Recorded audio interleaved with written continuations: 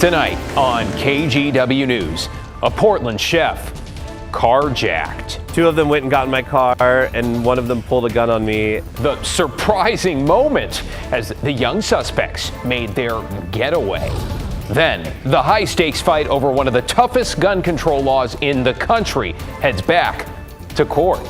Large-capacity magazines have been used in all 10 of the deadliest mass shootings. This is about the individual right to self-defense. But first, a homeowner's frustration. I'm on my wit's end, really, and that's kind of why I'm selling, is I just don't want to deal with it anymore. As one man struggles to get the street out front cleaned up. Thanks for joining us. I'm David Mulco. Irritated, angry, and disheartened. Just a few ways to describe how that neighbor is feeling, and he is hardly alone, with thousands upon thousands of complaints coming from the streets of the Rose City about RVs and campers parked illegally, creating dirty and sometimes dangerous conditions. Catherine Cook is here with the story of one Portlander who says he is ready to get out. Catherine. David, he hopes to sell, but where is the RV that's parked in front of his home? It's been there for more than a year, will be a sticking point to potential buyers. It's a position that he doesn't think he or anyone else deserves to be in. On the corner of Southeast 83rd and Tolman, George Collins hopes all this work will pay off. So it's going to go on the market here, so I'm redoing the stairs and the deck boards. To be clear, he doesn't want to sell his house. I'm on my wit's end, really, and that's kind of why I'm selling, is I just don't want to deal with it anymore. Collins points to the trailer illegally parked across the street. But his real problem, he says, is with the city of Portland. I feel just abandoned by the city and their inability to function correctly. He says for the last 9 months, he's been asking PBOT to move the trailer. This guy's been here for over a year. I remember the day he pulled up. Since then, Collins says the problems haven't stopped. He bangs on his RV at random times in the day, and it wakes me up all the time. And so I'm losing sleep over it, disposes of his human excrement down the drain. When this was all real bad, there's rats I would see all the time. I've killed 3 or 4 in the last 4 or 5 months. The man living here tells us he's a veteran. As soon as I get my pension, I'm out of here. I'm not part of this, okay? So don't pigeonhole me with all these drug addicts. You know, I don't do that. Problems like this are citywide, though this part of Southeast Portland has seen quite a bit. Last month, neighbors on Southeast 83rd and Franklin complained after a line of trailers took up residence along the narrow dead-end street. We've seen so far a garbage truck and a school bus try and get through, and they just had to turn around and go back. Now, 3 weeks later, the trailers are gone. A little over a week ago, Collins says a crew with the city's impact reduction program posted this illegal campsite notice near the trailer on his street. They also helped clean up some of the mess, which they've done before. What Collins says he really wants is for PBOT to tow it. And the city sees it and is just not doing anything about it. KGW reached out to PBOT. A spokesperson confirmed they received reports about the RV and offered this statement. It said in part, with thousands of reports each year about people living in a vehicle in the public right-of-way, we are not able to respond to each person who reports a concern. They say they prioritize the situations which raise the highest risk to public safety and livability.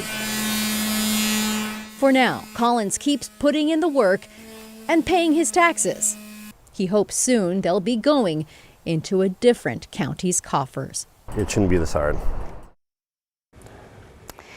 Collins says a city employee told him a crew will return to his house in 2 to 3 weeks to once again assess the situation. He says he's not sure what that means, but he hopes that assessment will finally lead to action. David. Yeah, maybe with that a bit of freedom to move forward there. One can hope. Thanks so much, Catherine.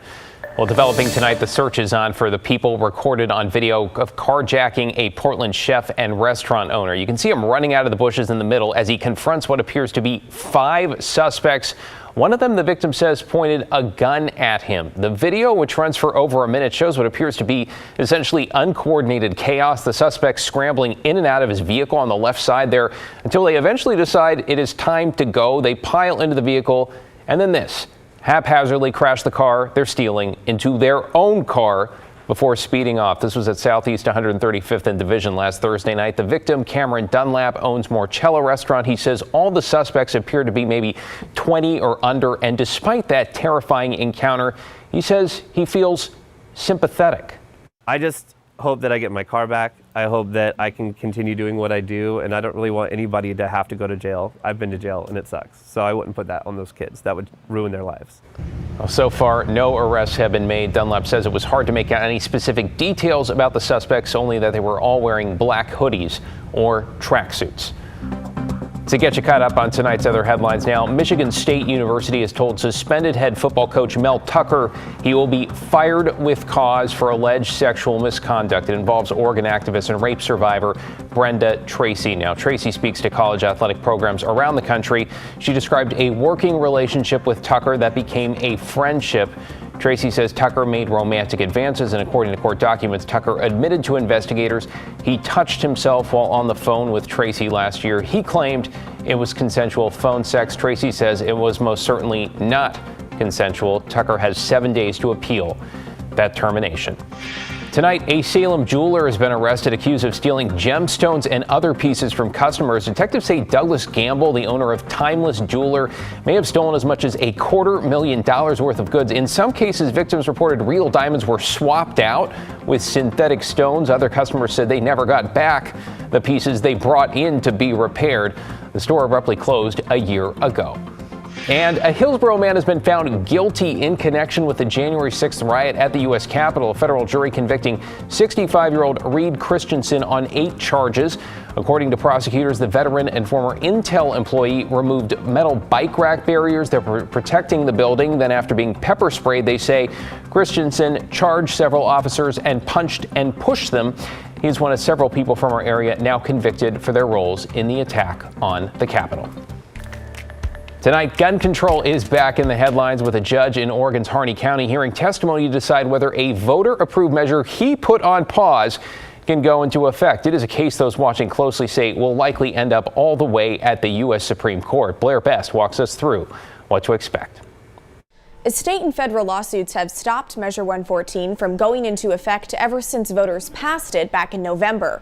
The big question, is it constitutional or not? A federal judge ruled that it is, but now it's up to a Harney County judge to decide.